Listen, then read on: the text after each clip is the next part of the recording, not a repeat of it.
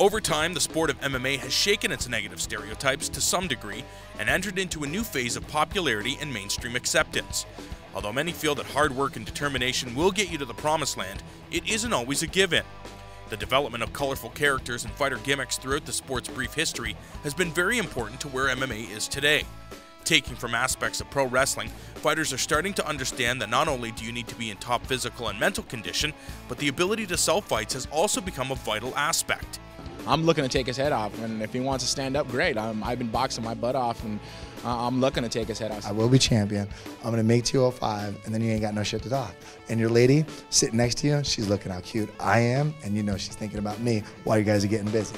To really sit there and say, well, the whole night was dependent upon that injury, I'm like, okay, well, then you're stupid. Over the last number of years, trash talking has become somewhat of an art within the MMA community, with some of the sport's biggest draws engaging in verbal warfare. I don't like that guy.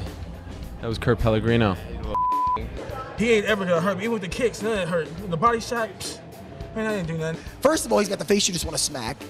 And second of all, the guy talks crap, so it's good. If a guy first verbally takes a poke or a jab at me, thank you, man, it's on. One fighter has taken the vocal bashing to the next level, mercilessly picking on his opponent in an attempt to create hype. The guys in the back know who the tough guy is. If we walk in the back dressing room and Anderson says put on hip-hop and Chael walks in and says put on country, I guarantee it's going to be a hoedown. The guys are going to do what I say. So as far as him being the bully of the playground, well, his 15 minutes of fame is up. Proud Republican Chael Sonnen is more than happy to insult, bash, and degrade middleweight champion Anderson Silva in hopes of huge ratings on Saturday night. I want to go home and watch myself on TV for as long of airtime as I can get, and if that's 15 minutes camera time, that's how long I want. Anderson Silva will be in tears before it's all over. You know, look, there's just a lot out there on the guy. I mean, this guy's no more real than the Loch Ness Monster. I've called him out for 4 years, and I called Rich Franklin out for 2 years before that. Okay, this is my time. Secondly, he does speak English, and I can prove it. It's called YouTube. This is my house. I love the people. I love my fans. You like interacting with the fans? Yeah, I love it. Since the announcement of the fight, Silva has failed to respond to the Division I wrestler, despite an oral onslaught. It's fine. It's okay. No problem. You will solve this problem in August. It really is annoying to hear Anderson talk about himself, and I read some interview. I was embarrassed for him. He was talking about painting this masterpiece and how he's this sculptor and everything's perfect and coming into place. And you know, I'm sitting at home on my couch going, what'd you do? Who'd you fight in the top 10?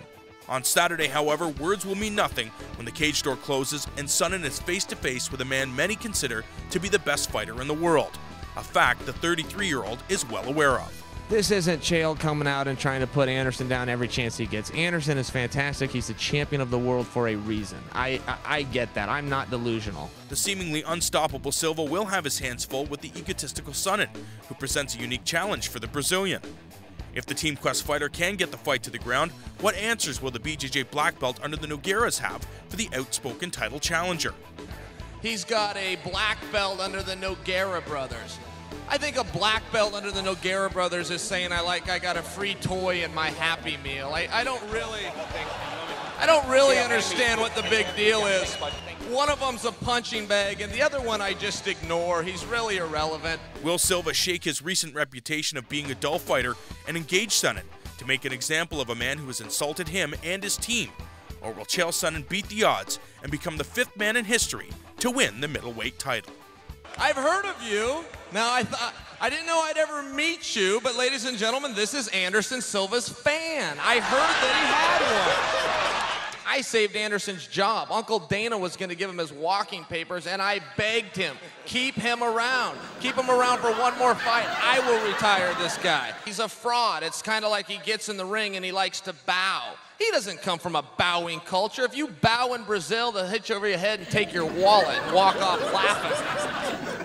You know, I've been telling people for a while now, Anderson Silva speaks English. He just refuses to speak to his fans.